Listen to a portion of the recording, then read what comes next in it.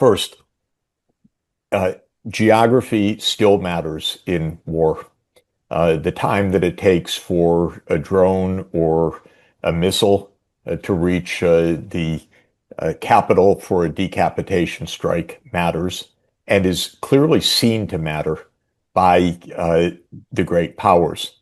The United States really did not want nuclear weapons in Cuba, and Russia really does not want uh, the United States military in Ukraine. And when they say it over the years, they have said it, we don't want to be 3 minutes away, a missile strike. They're quite explicit about it. One of the most destabilizing things that the United States did, in my view, is completely underrated, but I think it probably loomed just about as large as anything in the Russian mind, though you two would know better than I, and that is walking out of the ABM Treaty in 2002 and starting to put anti-ballistic missile systems, the Aegis systems, in Poland and Romania. To my mind, this was not a small thing in the Russian thinking. This was seen, it's claimed by Russian security experts as perhaps setting up for a decapitation strike, as really undermining the balance of power, as really undermining deterrence. I credit that argument. I don't brush aside that argument. I think the United States would go absolutely wild if Russia started building anti-ballistic missiles along our rim. So I think, while I don't have the maps to show you here, I think we could do much better than we're doing right now to understand that certain areas are just so provocative and so risky. And I would put Ukraine very high on that list. And I would put Georgia very high on that list. I would put the South Caucasus very high on that list. I also want to recall that all the poobahs of American neocon foreign policy were the friends of Chechnya at the end of the 1990s. I doubt one of them knew where Chechnya really was, but they knew it could annoy the hell out of the Russians. And so they wanted to use Chechnya to weaken Russia. And this is what I say we need to avoid. So I don't want to claim that there's a clear, rigid line, but I also don't want to say that the lack of precision means that the idea is valueless. The idea actually should have a military component. If there were no military component to it, what I'm saying doesn't really matter. I think that it does matter, though. The proximity of the military of the other side really does matter, in my view. And that's the basic proposition. It raises 100 issues I'd love to spend hours discussing with you. But why did the Soviet Union occupy Central and Eastern Europe after World War II? Of course, the normal idea is, well, they wanted to make a global communist system. But I think the real reason was that they were afraid of Germany remilitarizing. And the United States refused a neutral, demilitarized Germany as a point of principle and instead established NATO and the Federal Republic of Germany as a core part of NATO. And at German insistence, but frankly, I wouldn't have gone with German insistence. I would have gone with the idea that Stalin had and that George Kennan had, that a neutral, demilitarized Germany would have been a great benefit for everybody. So, and that, I think, could have brought the Cold War to an end much sooner. Let me turn to the third category problem, that mutual security guarantees can't last. And I want to say a couple of conceptual things. I know time is short, but we're not in a zero-sum game. We're in a negative-sum game. When we have an arms race, when we have a competition that can spill over to disaster, this is a negative-sum game. As an economist, I'm always desperately trying to find the efficient outcome. So people who know the prisoner's dilemma game, the famous game, the so-called equilibrium or the Nash equilibrium of the prisoner's dilemma is not a zero-sum outcome, it's a negative sum. Cooperation by both sides is better, but everybody has the incentive to cheat. So you end up with a cheat-cheat equilibrium, or what they call the defect-defect equilibrium. But that's not zero sum, that's negative sum. It offends an economist. We're all for efficiency. In other words, you could make both sides better off by reaching the mutual accommodation. And then the endless question is, well, how do you enforce that when there's an incentive to cheat? And what game theory teaches us is several different things. One is that if you're in repeated play, it's more complicated than just one-off cheating. And so there is an incentive to stick by a treaty. Not perfect, but it's not zero either. And so the future casts a shadow over the decisions of the present. The nuclear arms treaties actually have worked, except when the U.S. unilaterally walked out on them. That proves both John's point and my point. John's point is, well, the U.S. walked out on them. My point is that the Soviets and the Russians actually obeyed them. And this is very important. When President John F. Kennedy was trying to convince the American people of the partial nuclear test ban treaty, he said, well, this is in Russia's Soviet incentive and our incentive to stick by it because it's mutually beneficial. It's a positive sum compared to a nuclear arms race. He convinced the Senate by an overwhelming majority, and the Soviets stuck by the partial nuclear test ban treaty. He also said something very important, that he was not looking for, the miracle age when conflicts go away. I think that we're in a nonstop struggle with the reality that John portrays. In other words, of course there's cheating. Of course no treaty will last forever. But let's stay alive the next 20 years. Let's do the best we can. Let's sign treaties, try to abide by them, use the reputation effects.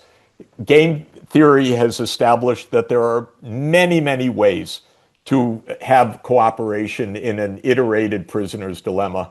It's reciprocity, it's indirect reciprocity, as they call it, that you lose your reputation to others. It's collective punishment, which brings a higher level of governance above your head than the UN Security Council putting on sanctions and so on. None of this works all that well, I admit. But it's better to stay alive and try these things and make them work as best we can than to just say that we're in a war of all against all, almost as an inevitability, because I really don't believe that. And I think that the idea is, let's do it now. Things will change. Someone will violate this.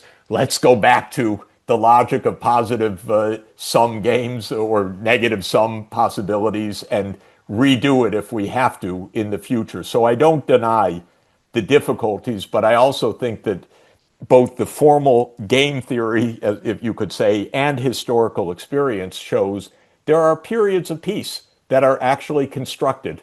And they're constructed in part on treaties and mutual agreements, and they last for a long time. And then they don't last.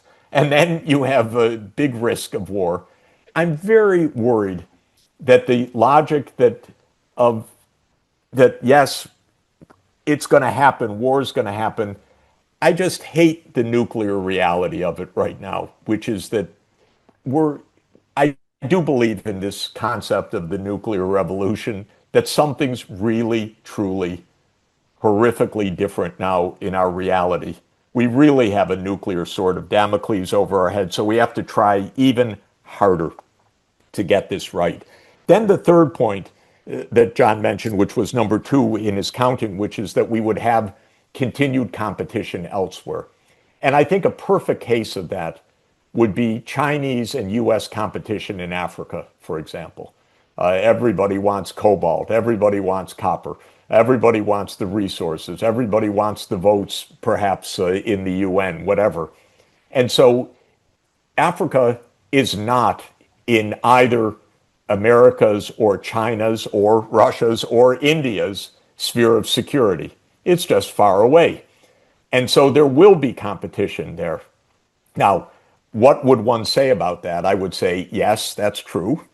I would, of course, try to avoid it. My main logic on that case would be to go to the Africans themselves and say, get into that union because you're a lot safer in an African union of 55 countries than being picked apart by the major powers. But I think Africa is exactly the kind of playground of competition that John is talking about. It's real, it's true, but it's much less likely to devolve to nuclear war and much more likely to, it could even be local skirmishes or even wars or coups or other things, no doubt.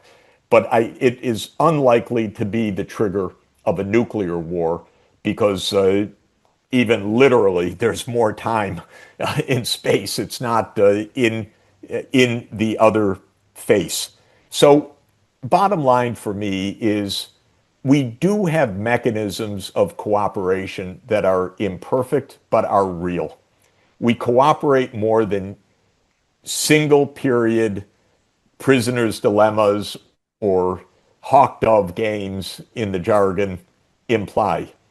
We're better at that because we know how dangerous they are. Being negative sum means there's really an advantage to holding to a cooperative outcome. And we can use so-called trigger strategies, which are, if you break this agreement, I'd break 10 agreements in the future, or other kinds of means, treaties, literally, or reputational costs to make a difference. And just to add one point on this, the West, the US and Europe thought, I believe, that when the Ukraine war escalated, Putin would be isolated worldwide. And they spoke as if, oh, the whole world knows this man's a tyrant. And of course, it didn't happen, a point that the three of us have been making constantly. President Putin is very well respected, thank you, in well over 100 countries in the world. Why? Because he's not seen to have violated norms the way that the West portrays him as violating the norms. If you go to a leader in Africa or to a leader in Asia, they say, why did the US provoke this war? They don't see this as the unprovoked war that the US claims it to be or that Europe claims it to be. Putin did not incur a high reputational cost from this war because, in my view, in substance, what he did was provoked, as John Mearsheimer explained to us all in 2014. And so, in my view, this is an example of reputation matters. But Putin didn't lose reputationally, only in the bubble of Western propaganda, not in the worldwide opinion, because it was seen to be a violation of a norm by the US. Why are they so aggressive? Why are they pushing NATO? Why are they trying to be in Ukraine? Why did they overthrow a government in February 2014? And on and on. And in that sense, it seems to me this idea that reputation can help to secure agreements, not forever, but better than just outright we're locked in struggle viewpoint, is a real point and a constructive point, and we should use it constantly because we need to stumble forward generation to generation without blowing ourselves up. And I very much love President John F. Kennedy's peace speech of June 10, 1963. I wrote a book about it because I like it so much. And one thing he says I think is very important. He says, peace is a process, a way of solving problems. So it's not a grand solution. It's not the end of realism at all. But it is a process that we should use to our advantage, to our mutual advantage. I have a number of points I want to make to Jeff and to you, Glenn. First of all, just on the United States and China competing in Africa, I actually think the real competition will come in the Middle East. Hmm. because, as you know better than I do, Jeff, the Chinese economy depends very heavily on imported oil from the Gulf. And the Persian Gulf has long been an area of great strategic interest to the United States. But if you think about it, competition between the United States and China in the Gulf bleeds into competition in that sphere of security that you want to create in East Asia. Because if I'm the United States and I'm competing with the Chinese in the Middle East, I know they have a blue water navy that is coming out of East Asia, going through, say, Southeast Asia through the Straits of Malacca and heading, towards the Persian Gulf. So, what's going on in East Asia, especially Southeast Asia, has an impact on what's going on vis-a-vis the Chinese in the Middle East. So you can see where a competition in the Middle East, which, as you correctly pointed out, is not naturally a sphere for either one of those great powers, can have an impact on how the United States thinks about interfering or not interfering in East Asia, especially in Southeast Asia. This is the point that I was making before. Just another quick point. Uh, you talk about there have been long periods of peace. I would not use the word peace, although I fully understand what you're saying, Jeff. My argument is that when you're dealing with great powers, you have constant security competition. Sometimes that security competition is more or less intense. There's no question about that. You're not at each other's throat every day. But the name of the game is to make sure that the security competition remains a security competition and doesn't turn into a hot war. I think Yep. all three of us are in total agreement on that point. And again, we live in a nuclear world, and the last thing we want is a real war. And the basic argument is that it's important to understand, and I probably shouldn't say this, but I'll say it, but to accept my logic because it's so powerful and you want to work around it. In other words, what I'm saying is you can't take my logic, my tragedy of great power politics logic off the table. It's just baked into the system. And you want to recognize that and you want to work around it. So that's the argument that I'm making. I'm not making the argument that we want to go out and strangle the Chinese tomorrow and we just got to do more to hammer the Russians. That's not my argument. My argument is understand how this world works, understand the tragic nature of international politics, and do everything you can to manage it.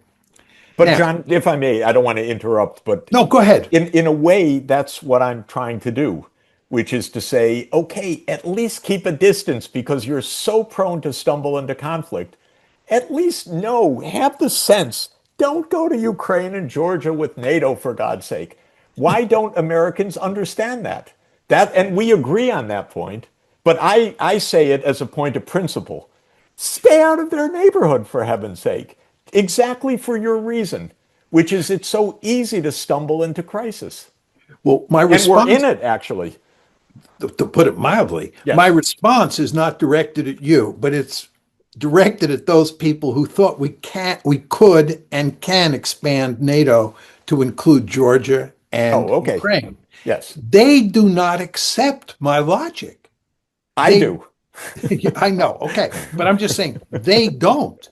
And if Okay. they, my argument all along has been if you understood basic balance of power logic, you would not try to extend NATO into Ukraine and into Georgia.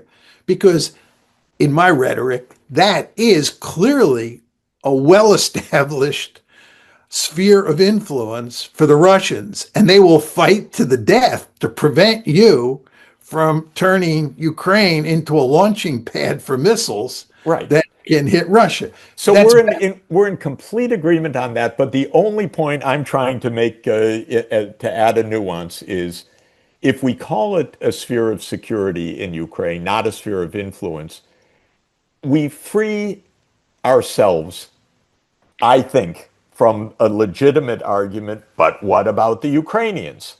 And my view is they have the right to trade with who they want, but they don't have the right to host whoever they want militarily. That's my point. Uh, And that's the difference. Okay. Well, as I said, I think that getting mutual agreement Yeah. and making it stick is very difficult. I want to make another point, and I'm going to go to great lengths not to get into the weeds here, but prisoner's dilemma is fundamentally different than the logic that I lay out. And the reason is that prisoner's dilemma does not involve relative gains. In other words, it is not concerned about what I gain as a prisoner versus what you gain as a prisoner, Jeff. I only care about what Jeff does in the prisoner's dilemma in terms of whether it maximizes my utility. I get the best possible deal for myself. So I care about what Jeff does, so I get a good deal. What happens to Jeff in the end, I don't care about, right? Whether Jeff ends up more powerful than me or not, it doesn't matter in prisoner's dilemma. All I care about is my own utility, to put it in social science speak. My logic is fundamentally different. My logic is that I care greatly what happens to Jeff, how much power Jeff gains as a result of playing out the prisoner's dilemma versus how much John gets. Relative power matters greatly, or to put it in slightly different terms, relative gains underpins my realist logic, whereas absolute gains, right? You only care about your own gains in prisoner's dilemma. So I think that prisoner's dilemma is not analogous to what I'm talking about. Now, let me make two other very quick points. One is just on Germany. I actually think that we got the best solution. We basically cut it in half, and we had the Cold War.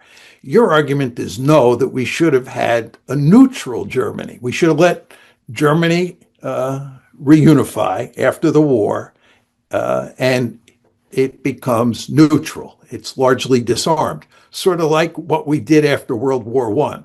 Hmm. But without the punitive side. Okay, without the punitive side. But the problem is you cannot be certain what Germany will look like in 20 or 30 years. You cannot guarantee me that that unified Germany, even if it is neutral in 1945 or 46, whenever, will be neutral in 1996. And I don't want to take a chance. So I think we came up with the best solution. We just cut it into pieces. And by the way, this raises the question of what you would have done with Germany in 1918. Knowing what we now know, what would you do with Germany in 1918? It was an incredibly powerful state in 1918, right? In terms of latent power, wow. And what do you do?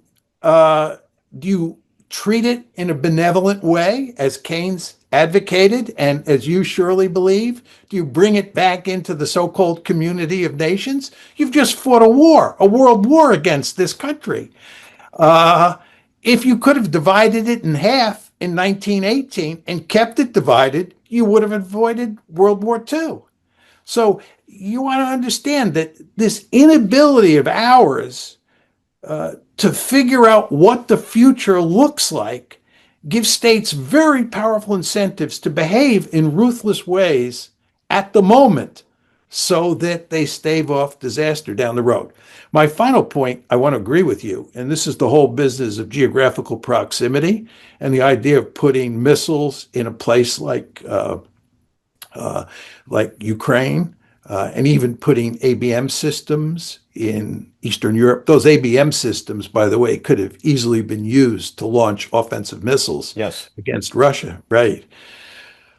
Look, in the Cold War in the 1980s, the Reagan administration was in power, and we now know, we knew it at the time, at least most of us did, that we were itching to develop a first strike capability against the Soviet Union. And given that they had a massive number of missiles, the way you did it was with a decapitation strategy. And I remember people used to say, well, we won't get all of the Soviet missiles, some will be left. And there will be, this was the phrase that was used at the time, a ragged retaliation. And the reason that we needed Star Wars was to deal with the ragged Mm, retaliation. hmm. But remember, we were talking about putting Pershings and ground launched cruise missiles, medium range missiles. This is what the Intermediate Range Ballistic Missile Treaty or Missile Treaty, the INF, was designed to eliminate. The Soviets were glad to have an INF treaty because they viewed those Pershings and Glickums in Western Europe as part of a decapitation strategy. Hmm. So you're absolutely right that the idea that we could take Ukraine and use it as a launching pad against Russia was a prescription for disaster. And I think any good realist, and this includes the three of us, understands that that was asking for big trouble. And needless to say, we got big trouble. And then, of course, what do? We doubled down. We let Ukraine launch attacks Yes, exactly. against Russia's strategic nuclear weapons. Just think about that. Not only that, to take it a step further, we allowed Ukraine to invade Mother Russia, right? So you can fully understand why, from a Russian point of view, this is categorically unacceptable for Ukraine or for Georgia to be in NATO, as you pointed out. And I think from your point of view, and from my point of view, and certainly from Glenn's point of view, this was a remarkably foolish move. May I just mention one point, and then I hope we could do another show to discuss Germany in 1918 and Germany in 1945, because it would be absolutely phenomenal. But the point I would make is that your model of relative power is perfectly, of course, rigorous and logical, but it is still an equilibrium of a negative sum in the sense that think of each side playing hawk or dove, of course, in the traditional way. And because relative matters, both sides end up playing hawk. And that's the point in this in uncertain world. If the other side plays dove, great. And if the other side plays hawk, you better play hawk. And that's very much true in your sense, as it is in the prisoner's dilemma. And the point I'm making is that hawk, hawk is worse for both than dove, dove. The relativity is the same in both cases.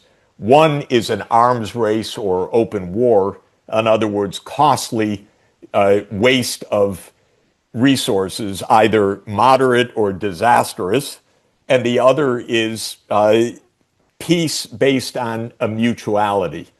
And your realist position, fully rigorous, is that the hawk hawk position, even more than in a prisoner's dilemma of the typical sort, is the equilibrium of that, because how could you dare play dove? And so getting to dove dove, you say, is so hard. And in an uncertain world and no higher authority and changing circumstances. And I'm saying, even in that situation, we can figure out how to make dove dove stick for a while, because Metternich or Bismarck did it for a while until Wilhelm II kicked Bismarck out. Or the Chinese, the Japanese, the Koreans, and the Vietnamese did it for a few hundred years. Uh, we can figure out ways to just back off enough so that we're not maximally hawkish. And we agree on the specifics in Ukraine, for example, and I just want to generalize that in terms of clarification.